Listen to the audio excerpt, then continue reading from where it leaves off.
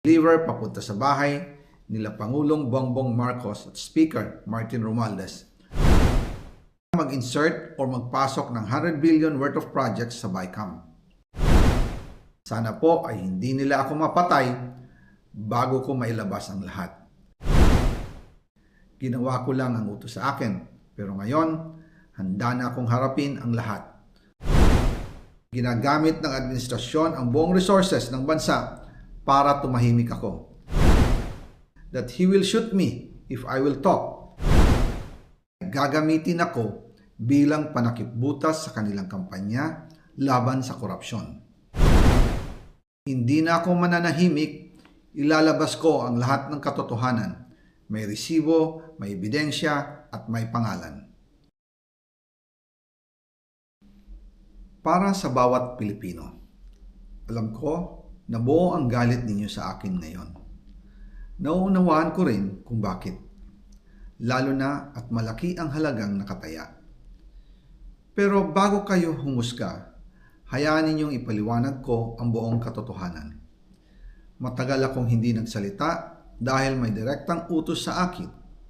Huwag nang bumalik ng Pilipinas at manahimik na lamang. Umalis ako noong July 19, 2025 para sa aking medical check-up. Nakaplanong bumalik pagkatapos ng SONA ni Pangulo. Pero habang papauwi na ako, tinawagan ako ni dating Speaker Martin Romualdez at sinabihan, "Stay out of the country. You will be well taken care of as instructed by the President." Noon naniniwala pa ako sa kanila, kaya't hindi ako bumalik.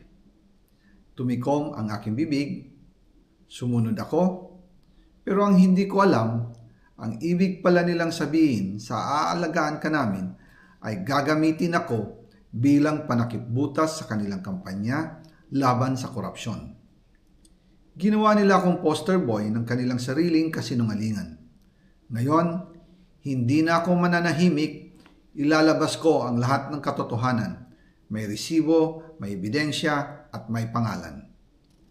Nagsimula ito nung tumawag si Sekmina Pangandaman sa akin nung nag-umpisa ang BICAM process last year, 2024. Ang sabi niya, katatapos lang ng meeting nila ni Pangulo at may instructions na mag-insert o magpasok ng 100 billion worth of projects sa BICAM.